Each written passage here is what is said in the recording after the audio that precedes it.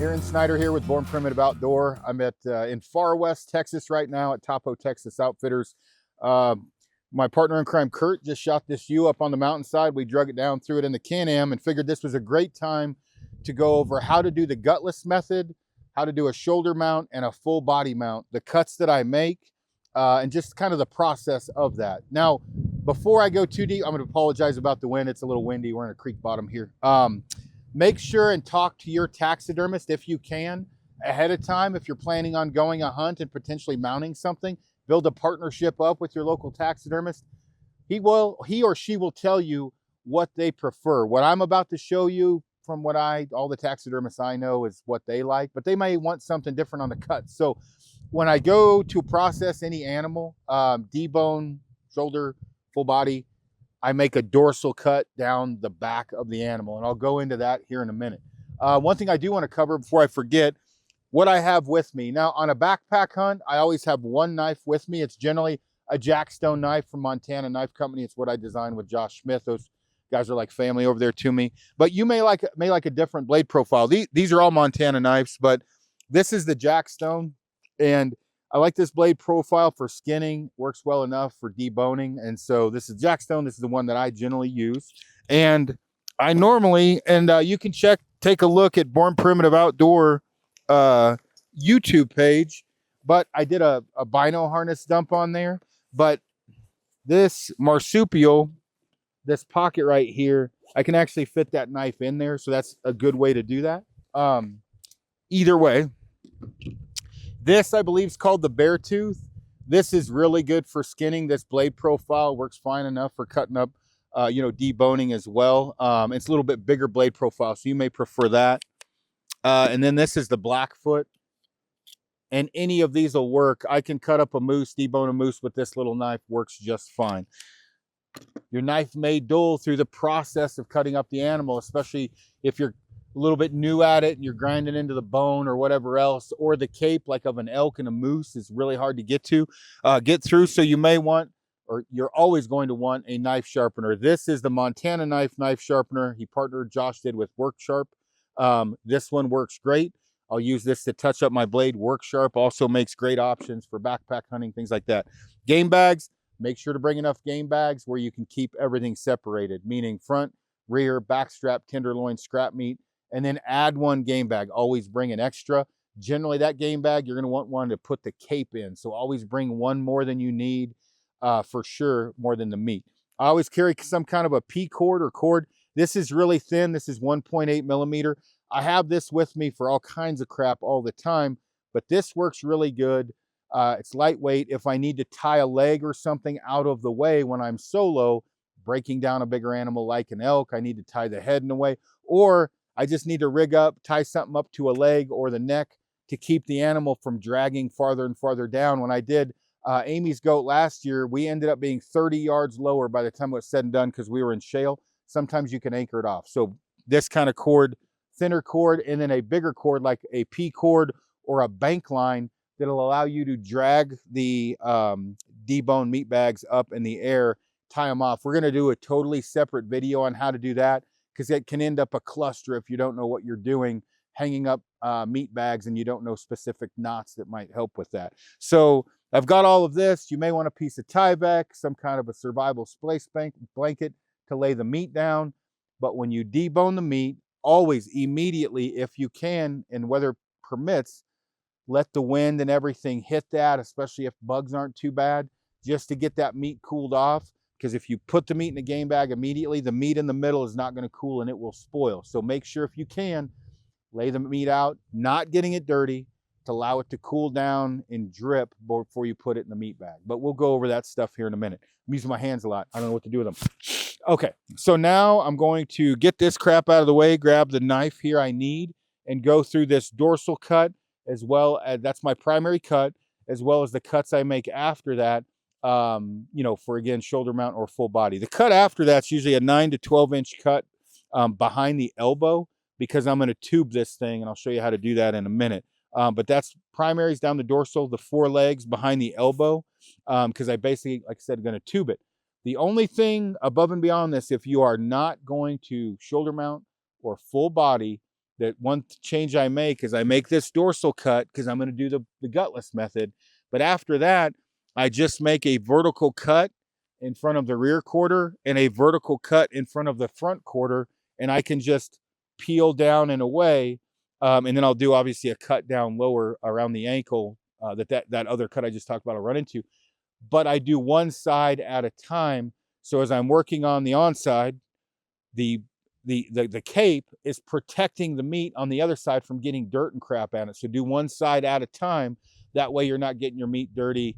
It's a pain in the ass later if you have to clean it. And processor's not going to probably take the time they should because you're a dumbass and got your meat all dirty. So you always want to keep your meat as clean as possible, right? Keep your meat clean, everyone. Keep your meat clean. I think that's it. I'm going to start making these cuts. We're going to kind of reposition the camera. I'm probably going to have my little helper Miles with me when I'm doing this. He was with us today.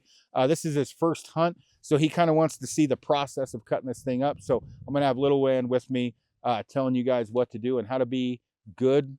Use your hunting voice, not make too much noise. Miles? Yep, he's got it. All right, we're going to get going. Right here? All right, cool. Good. All right, so I'm going to make this dorsal cut, base of the neck, and then cut all the way down to the tail. If you can, you want to kind of lay it out like it is here just to keep it centered. Taxidermists, I will say, can fix just about anything, but you don't want to make their life a living hell. On most, like mountain goats, you can see you've got this kind of Howard the Duck strip here, just right down the middle from the base of the neck. So... and you always kind of want to make sure and don't cut against the fur unless you absolutely have to. I should have mentioned that earlier.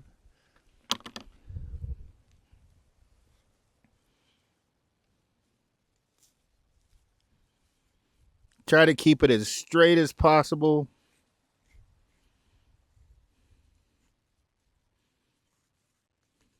Really? Okay.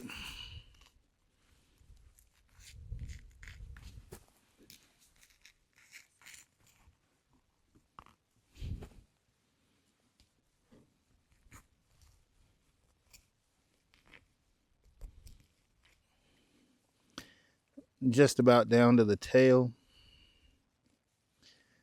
Good enough. Okay, so I've got the dorsal cut done, and then now I'm going to make my cuts behind the knee. In the case of Aoudad, I don't know if Jerry's getting this thing. These things have insanely, as they get older and older, calluses built up on the front and the back of their knee. But I'm now going to, on all four legs, make a vertical cut without cutting my hand off.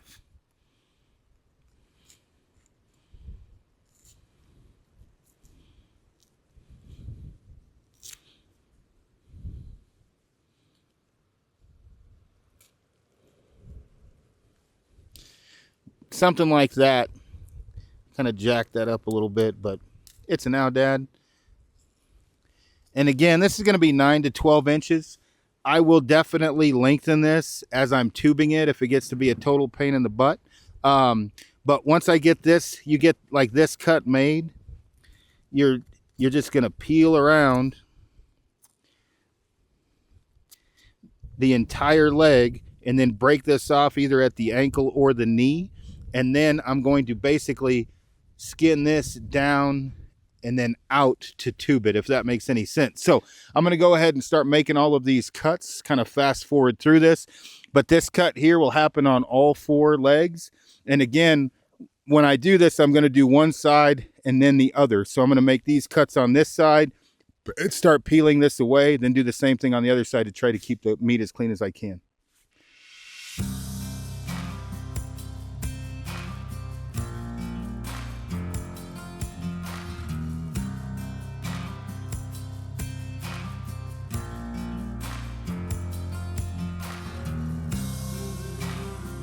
Okay, I'm just going to do one of these at a time, but I've got this cut back here.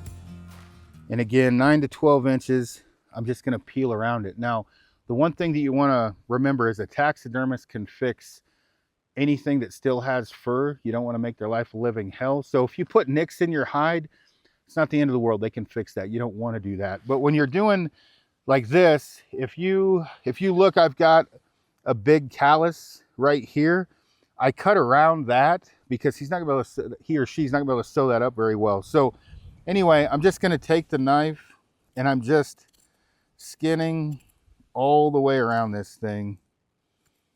So when I go to, from that dorsal cut down, I'm gonna kind of work this up and that down as far as I can reach, again, for a full body mount. It's a little bit meticulous, it takes a little bit of time, but I'm just peeling around this, not cutting through the fur. And again, if you want to go to the ankle, you can, and make this cut and you know, extend it to the ankle and break it loose. But here, I'm not going to do that, and I'm going to make a cut at the knee and snap this off. And then basically this shin bone, if it was a snake, this shin bone here will be left in when I roll up the cape and bring it to the taxidermist. So I'm going to continue this. We'll just fast forward through. You don't have to watch me do all this crap, but that's what I'm doing right here. So Kurt's on the front leg, I'm on the back leg. We're working on the left side as the animal's walking forward. And so right now I've got this peeled around. It's wide open. One thing you want to remember, if you cut this tendon loose here and you haven't peeled this up, it becomes a little bit of a pain in the butt. But when I go to break this knee down, this is where the knife can get dull. So you want to be kind of conscious of that. So generally, I'm going to cut this ligament or tendon right there. So I've got that cut off and I've got it peeled above it. So this thing's not flopping around while I'm trying to peel above it. It becomes kind of a pain in the butt. The next thing, you can kind of see where this is bending. I don't have to put too major of a cut in here. And the front legs even, you got to be a little more precise, but you can usually cut that a little bit, and then it'll usually just pop when you spin it if you cut enough, just like that. So I didn't dull the knife too much, and now I've got that joint loose, and I can kind of not get my knife dirty like I just did. I can kind of finagle my way around there, not cutting in to too much bone to get that to come loose. Because that's the biggest thing. You don't want to be sharpening your knife all the time. So I'm just going to, again, maneuver that around. And it's loose. And it's gone. Okay, I'm going to tuck that into the skin or the hide so I don't get it dirty. Now I'm going to go up to the front leg. And on the front leg, a lot of people talk about bringing saws, hatchets, things like that. I can do an entire moose with this knife alone. You don't need a saw for any of this. You don't need a hatchet. You just need to know where to cut. So the more you do this, the better you get at it. But right here, I'm just going to make a cut. And if you hit it right, which I think I did, then I'm going to make a cut on this other side, even though I can't see it. But I think I got it. Get that tendon, and then, you know, you want to jujitsu chop it.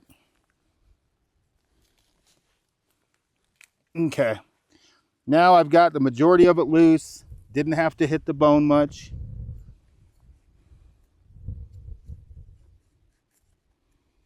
Cut my way through that.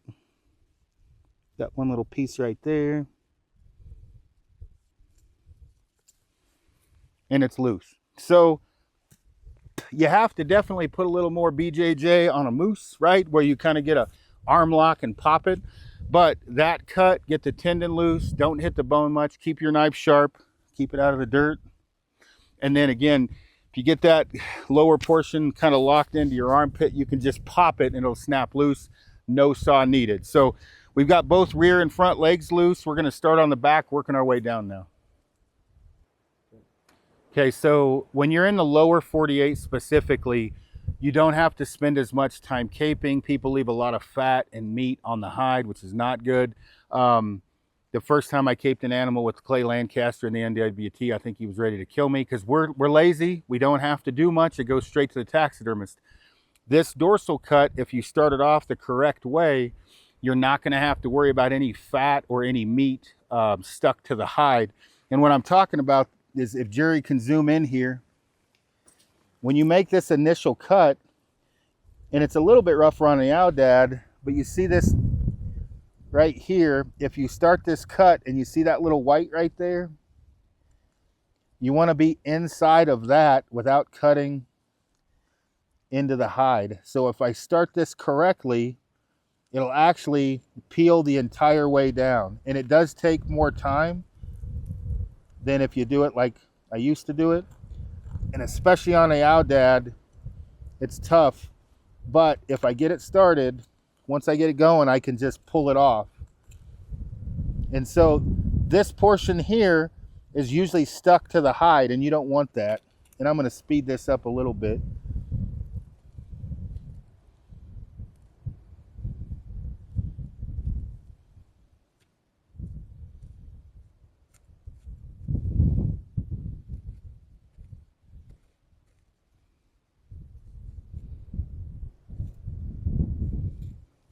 But all of that is normally stuck to the hide when people are skinning their animals, and it can just basically make the hair fall off if you leave a lot of meat and fat. So once that gets going, especially on sheep and goats, I can just grab the hide and pull it off. Without that, it doesn't work very good. They're a tougher animal.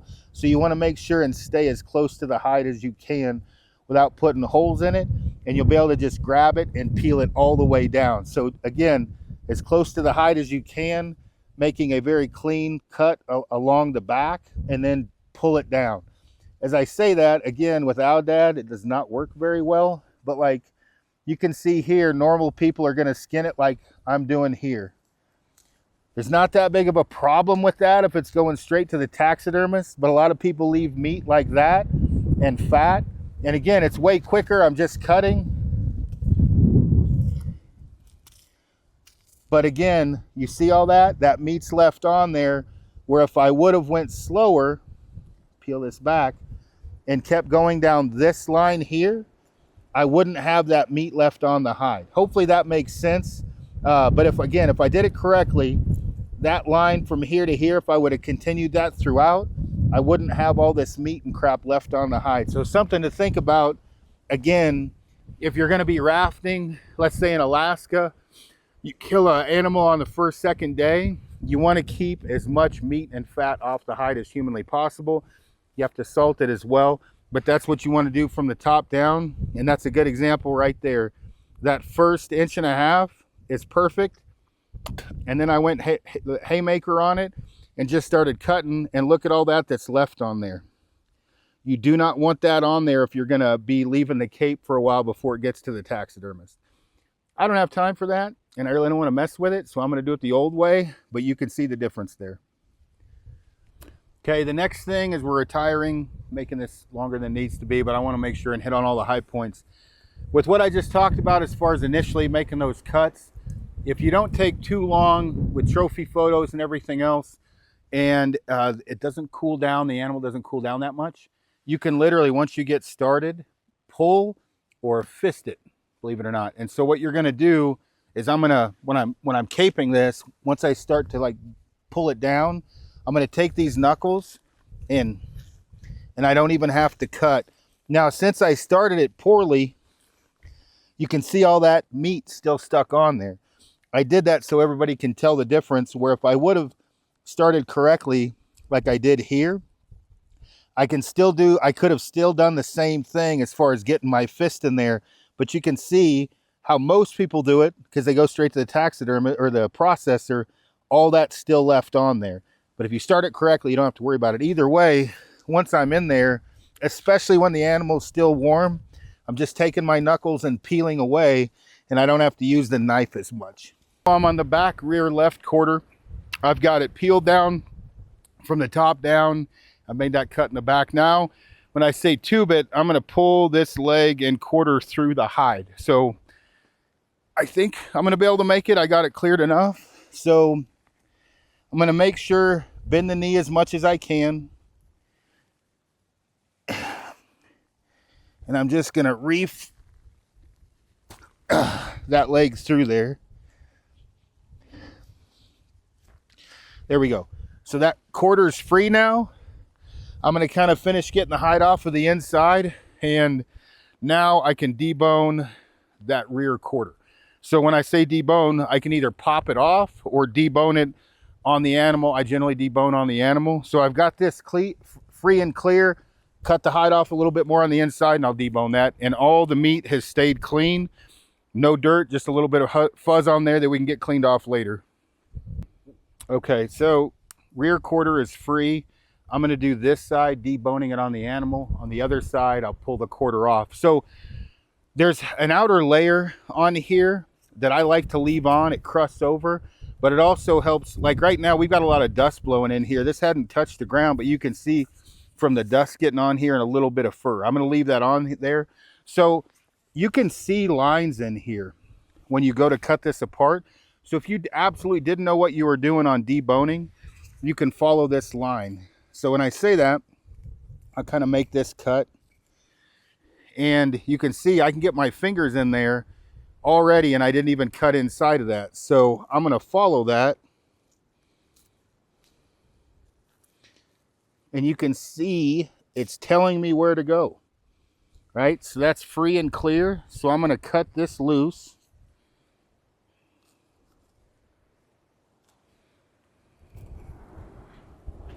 And I don't know, Jerry, if you can get in there, but you can see right there, that's not a cut. It's still got that protective layer I was talking about.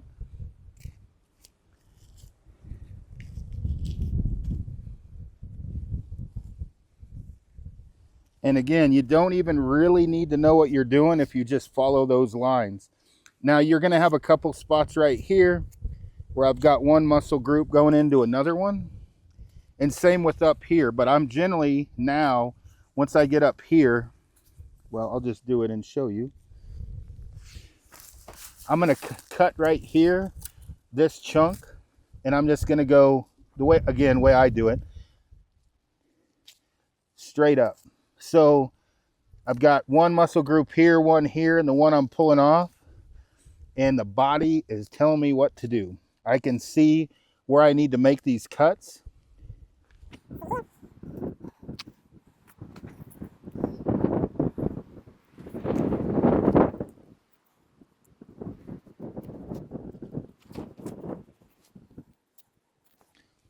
Okay, so first piece of meat is, again, was I'm taking apart the muscle groups. I've got that protective layer inside and out. Now I'm like, okay, I'm going to look around. I got a good wind blowing. I'm in the shade over here. So I'm just going to take this by Jerry's phone that's recording the audio, lay that on top, let the wind hit it. I've got a wind blowing through here, and that's important because that's going to keep that meat cool. The one thing I'm going to make sure of is I'm going to pay attention if flies are really bad. A little bit different story. The good thing about that wind, it keeps the flies off. So no flies, wind, cool, shade. I'm going to give that some time to cool as I'm cutting the rest of these body part or these muscle groups off. I got that first muscle group off. So now this meat is kind of shit meat, right? Shouldn't say shit meat. This is burger meat. This is very tough meat. So this, I'm not really worried about hacking it up too much down in that calf area, but up here, I'm getting more into the better cuts. So again, I don't want to dull my knife, and there's a bone here. So I'm just going to get this muscle group here broke free or cut free without dulling the knife too much. There's my line. And again, the body of the animal and the lines of the muscle group are telling me what to do. I can see right here to follow the bone all the way up, keeping my knife away from the bone, and I'm peeling it off the bone the whole way. And I'm going to do the same thing down here. And if I wanted to, I could technically take all of this off at one time pretty easily, but I generally, I'm going to take this muscle group off, this one, and then just cut the calf muscle however I need to. So I'm going to go ahead and get this thing off. You guys got the point of how to do it, and then kind of speed through the rest of the front shoulder, talk about that short or quickly, and then go over the caping a little bit more.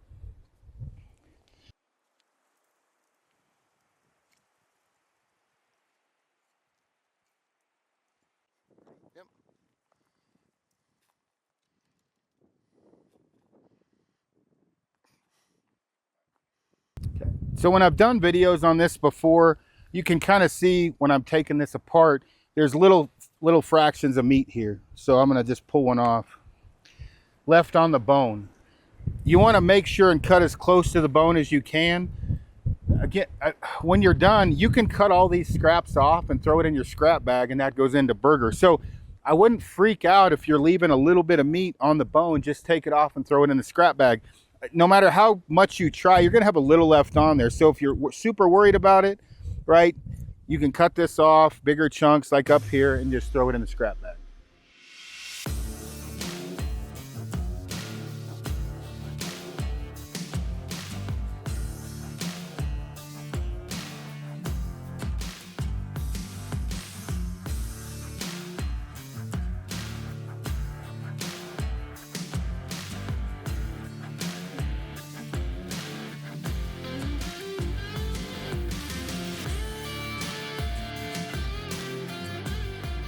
So I deboned that. Now I can show you the other side of this plant.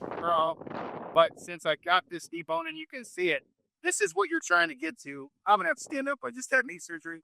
This is what you're trying to get to when you pull that quarter off. So when I pull the quarter off without deboning, I'm gonna make the cut here, and it's gonna look like this when I'm done. And just get the meat cut off and get to this. And what you want to do, and you don't need a bow or you don't need a saw or anything. You're just going to get your knife in there and break that muscle and stuff free, and then that socket will pop out. And so if this had all the meat on it, it's still going to look the same way. This would just have all the meat on it, but I deboned it on the animal. And again, you can take all these scrap pieces once you're done and just throw them in your scrap bag. I've got a little bit left here and here. Not a big deal. Again, you're not wasting it. You're just throwing it in the scrap bag. Same with what's left right here. A little bit of wind. I apologize. As we're breaking this down, sometimes if you take one or the stomach will swab a little bit, it's not a big deal. But I want to get to the tenderloin in here.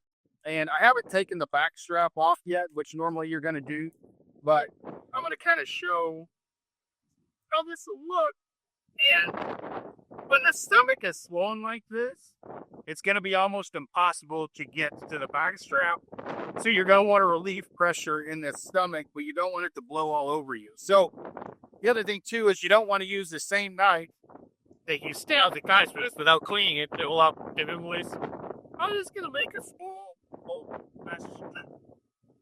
It's not blowing guts out or anything else. It just relieves the pressure. And I'm just going to push on that to give me more room up here. Now, I don't want guts on my knife, so I'm going to take a wet wipe if I have it. A lot of times hand sanitizer, if I'm by the truck or whatever, but I'm going to get this knife cleaned off right now and pull the tenderloin out. So I relieve the pressure on the stomach. I got a new knife. This is the back strap, which I generally cut off way before the tenderloin, but I'm doing it now. And I've got, again, room to work with because I released the pressure down there away from the tenderloin. So the tenderloin is right here, okay? Back strap, tenderloin. Now I want to get that tenderloin back as far as I can. And so I've got the end of the tenderloins right here. So hopefully, Jerry, can you see this halfway decent? Get on this side. So you can see that tenderloin right there. And I'm not going at it blind. I can see it because I've relieved the pressure on the stomach. I'm just getting my clean knife without hitting that stud bag in here, cutting that tenderloin loose.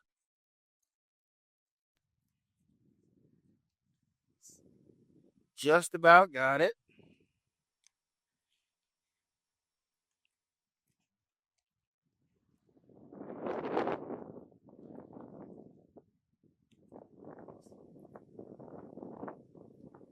Okay, so there's the tenderloin up that we're going to cook that tonight. Miles wants to try it. There is a lot of debate on how Aoudad tastes. Put enough seasoning on anything, you can make it taste good. It's tough, right? That's the biggest issue. So you definitely want to put it in a marinade, let it tenderize, definitely let it age a little bit. But we're going to stab this with a fork a bunch of times, put it in a marinade, and eat the tenderloin tonight. So I put this in a separate game bag to make sure I don't fix this with everything else, so we can chomp on these tonight as well as the backstrap. I'll go over the backstrap here in a second. For free. All right, this wind is horrible. Kurt helped me out and got the front quarter ready for me because honestly, my knee hurts and I'm tired of kneeling down. So the front shoulders free, clear under these hill. I will be honest, Kurt already did this, so it doesn't make me look stupid in case it didn't make. I'm just gonna really grease that through, just like the other one. Doesn't matter if I stretch out the high. Front quarter's free. Actually, yep, I can get the whole thing off right now. And the front quarter really pops off easy. I'm going to grab my knife real quick. This is the biggest, right? So when you do the front quarter, get that armpit. Got this armpit base. And the hide's really, it's not an issue. It seems like it's in the way. I'm going to cut a little bit out of there. But just cut around that. And I never, on the front quarter, divided on the animal. It's just not worth it. It pops off so easy.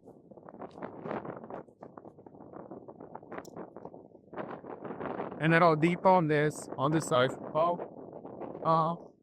But I will let this cool on the leg. The meat cool. I don't take it off. So I'm going to let this cool like this.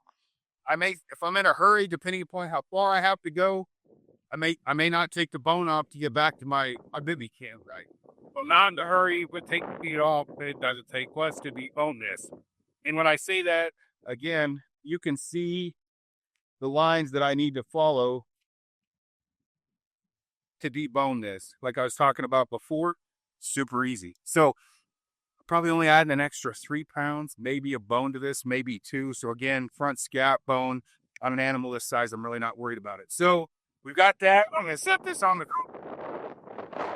There's going to be a make-believe land, and I just set that on a big rock. Okay, so now I want to take the back strap off.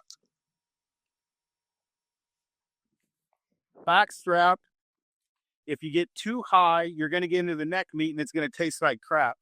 Got a little bit of flies going on. So I'm going to figure out about where I want to stop because there's a bone right here, the pelvis. Cut that. Cut down the spine. Make sure I'm free and clear there. The way I generally do this is once I get that going in the back, is I just go and follow it up. I'll show you what I'm talking about.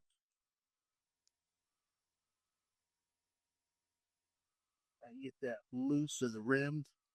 I'm just going to peel this up and just keep following that vertebrae. That way I'm getting it as close and I'm not wasting any meat as I can. And I'm coming down the spine a little, looping it around. And again, I would suggest don't go too far up the back strap into the neck meat. Once you start to round the horn into the neck, you pretty much want to cut sling load on that, or you're going to be eating neck meat thinking it's back strap. So there's the back strap. I left a lot of times this tendon here, you could probably tow a truck out with it on an elk. It's super strong. A lot of times I cut that loose before I pull it off the animal. Not a big deal though. Peel that off right now. And then I'll cut the rest of it loose. But nice piece of back strap, hang in the tree, cool it off. That's pretty much one side's complete. I'm going to take some rib meat out. You can do that very easily when you're deboning. If you want to take it the gutless method, you can still take the rib meat out, and I'll show you how to do that here in a sec. Okay, normally I would take the rib meat off once I have the entire hide off, but I've got it right here. So if you wanted to take rib meat off and bring it home, there's a couple ways to do it, debone it, but I'm going to show you one option. Like all this right here is going to be just burger, right? This is maybe fajitas. right? All of this. So again, just scrap meat. I'm just going to cut it loose, put it in the scrap meat pile. You can, with the guts in, if you want to take rib meat out, you can cut this loose and not get into the guts. These ribs are extremely thin. There's not much to them. And there's multiple ways to do this. But if you want to, if you want the rib meat, or where it's legal, you have to take it even on a really small animal. There you go. You just do that, the entire hide would already be off. I'm doing it kind of just to show you. But if I had all the hide off, I'm literally just going down, E-fray, cutting her loose. I already got all the pressure out of the stomach. All of this stuff attached to it's the same quality of meat, in my opinion. So it's not like I'm going to do anything else than make burger out of this. But there you go. Little rib meats off Aoudad. I'll go ahead and cut these off, make all this into burger. But we're going to go ahead and take that other side apart or tube it now and finish this thing up. Ready? So we've got the rear quarters off. I'm at the tail and the butthole.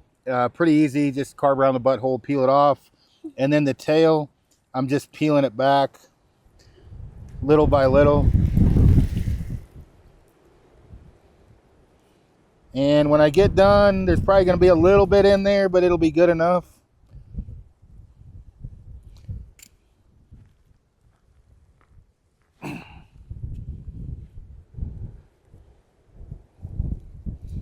Okay.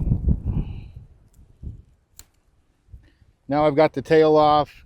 And all right, I think I said a minute ago we got the rear quarter off. I got the tail off. Now I'm going to pop off this rear quarter. Okay. Okay. Pretty easy. When you're cutting this, just make sure the guts are right here. You don't get into the gut bag. You can see there's some guts right there. And if you get, a little bit, you're not getting, maybe you're leaving a little bit of meat. Again, don't freak out about it because you can cut it off later and put it in your scrap bag. So following that along, and you can see right there, I popped that socket loose, which is what we're wanting to do. I'm going to cut around this. Okay. Come up here to the inside of the armpit. I'm going to start cutting that loose. There's a bone in here, and I'm going to try to follow and not dull my knife up too much. I come down from the top.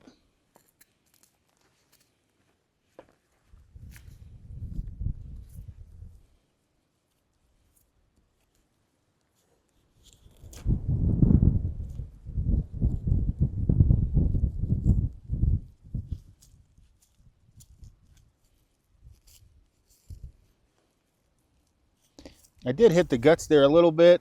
Rookie mistake. Wash that off.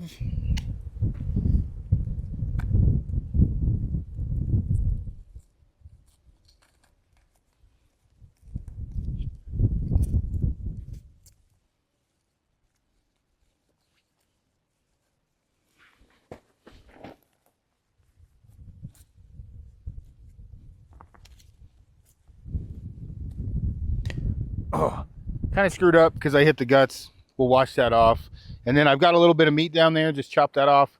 Throw it in the, the scrap bag. Not a big deal. If this does happen, just take water, rinse it off, get it off clean or quick. And then you can actually just cut a little of that off if you're really worried about it. But I nicked it when I'm in there, so I get demerits for that. All right, so we got everything detached. It looks dirty as hell, but we got the quarters, meat's hanging everywhere. We got the cape up here, little balled up mess, but we got to take the neck meat off. But I wanted to go over, I started to cut this already, how to get the head off.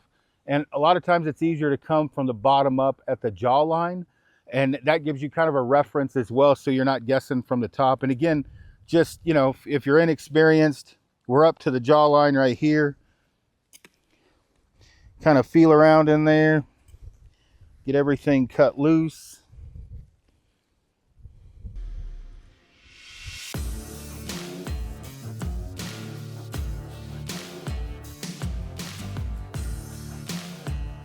You're just going to twist it and it should pop right off like it did right there.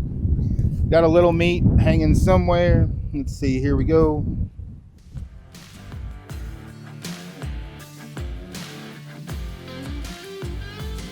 Yep, I just got one little chunk of meat there holding it up. So again, a lot of times it's easier to come from the jaw up until you get comfortable with where to cut it.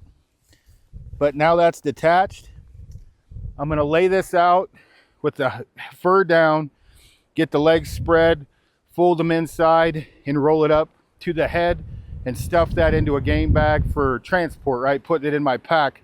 If you're going to, which will be a separate video, if you're gonna flush out the face, just leave it like it is. And when you come back, I'll show you how in a different video of flushing out or skunning the face. But right now, we're up to the neck, goes in a pack, and we're heading out.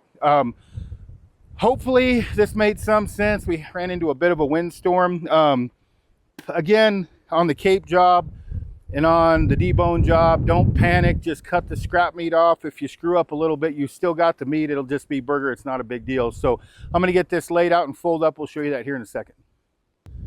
All right, so cape's rolled up. From about here down, it's gonna go in the game bag.